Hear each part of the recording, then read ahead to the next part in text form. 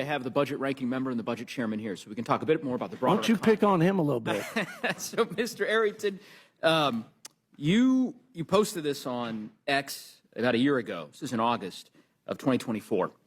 It's a tweet that says, "Nobody knows how to get an economy running like President Trump." You still believe that? I believe that President Trump's economic agenda. Do you still believe that? It's yeah. Not, yeah. Oh, you yeah. Still and if past his prologue, got it. We're going to have a red-hot economy like we did the first. Let's talk a bit about the present. So what do you describe an economy running well as? How would you describe that? What parameters would you use? I would say... would a recession count? Is that... I would say growing the GDP by almost an entire 1% in 2 years after deregulation, tax cuts, work incentives, good energy policy. 2 years. Because no, in 2 years prior to COVID. It's interesting that you've used 2 years as the marker because, of course, as you know, every economist in the country is now predicting that we will have a recession if we are not experiencing one already. I don't know that most Americans, like, I'm not an economist, but I think most Americans, whether they're in West Texas or in Colorado, they wouldn't describe a recession as an economy running well. I mean, does that make sense? You don't disagree with that? Right? I think the American people who voted overwhelmingly and every swing state in support of this president said, I don't want any more of the unbridled spending and failed economic policies of the Democrat Party, with all respect, and President Biden.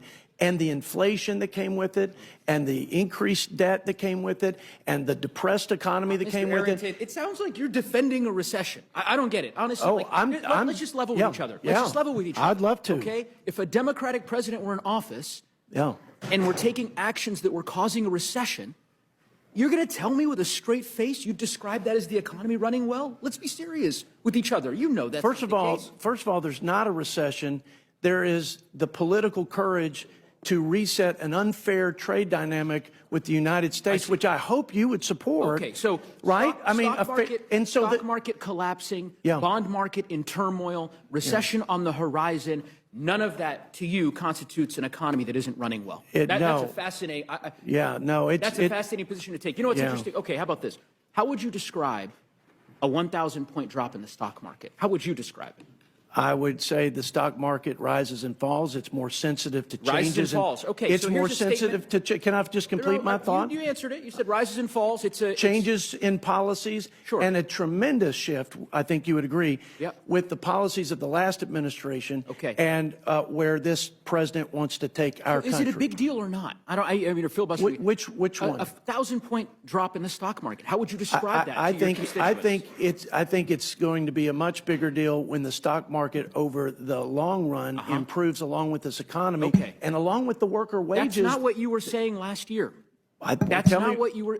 Tell me what I said last year. So last year, here's a statement. A press release from the House Budget Committee. Chairman Arrington on the drop in financial markets and the fiscal decline of the Biden-Harris administration's economy. When the stock market dropped 1,000 points several years ago, you rushed to bemoan President Biden's actions and the economy that he was presiding over. You condemned it. Now the stock market drops 1,000 points every day for the last week, and you claim it's the economy running well. Do you understand why that would be a tough argument? Yeah, but I can explain it to you. Yeah, I can explain it to you. Because you had consistently bad fiscal and economic policies that resulted in persistently bad economic environment for the American people, mainly 40-year high inflation. So this is year after year, quarter after quarter, and we're talking about the first 2 or 3 months of Trump's administration, where we're transitioning from that failed agenda to one that's going to put us in a place of a stronger position. So you want to give him some time. I get it. So 1,000-point drop in the stock market, bond markets collapsing, recession on the horizon. At what point, let's say there's a depression. At that point, would I be able to get your commitment that you'd say, I don't agree with the president's policies? How far are you willing to go? It's an honest question, because we are likely to have a recession here, again, if we're not experiencing one already in the next couple months. How much pain are the people of West Texas willing to tolerate? Is a depression enough? Well, I'm glad you... Hey, here's my guy, Joe Neguse. This guy, I love this guy. He's all over it. And he does it so well. Gets right to the point. Doesn't beat around the bush too much. But he calls a spade a spade. And he gets right on top of these Republicans, man.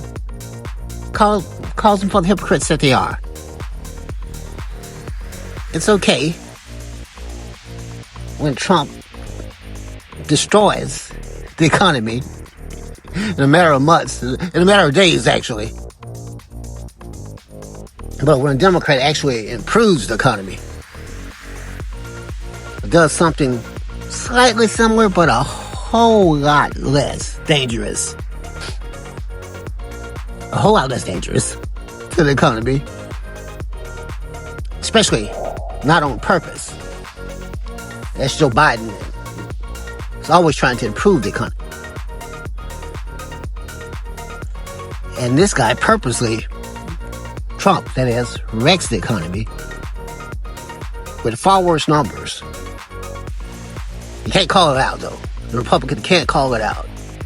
It's just a bunch of crap coming out of his, hypocritical crap coming out of his mouth, like always. Somehow this is a good thing. But when a Democrat, something happens under the Democrat administration that's far less dangerous. Nowhere near as bad for the economy. Oh, it's horrible. It's the worst thing ever. These people are horrible hypocrites, Republicans. Which brings you to the point that either they don't really give a crap. It's just about who's ever in office. They're going to support the Republican, no matter how horrible they are. They're going to criticize the Democrat. And we need better than that. We need better than that. Thanks to Joe Neguse, great Democrat congressman from Colorado, for calling these people out. That's all I got for you for today. Thanks for watching.